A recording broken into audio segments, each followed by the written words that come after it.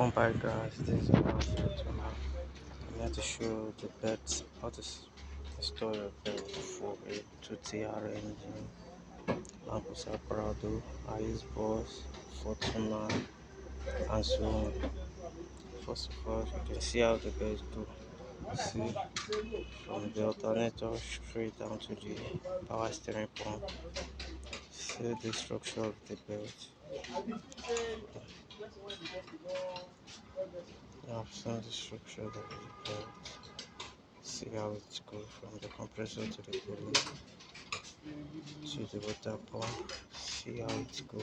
It goes from this upper roller. You can see the upper roller. It goes from the upper roller straight down. One go to the power steering pump. The second one go to the compressor. After the compressor, there was a roller between the pulley and the compressor. It go on that roller. You can see it come back from the pulley to adjuster here, from adjuster to the alternator. This is how it goes.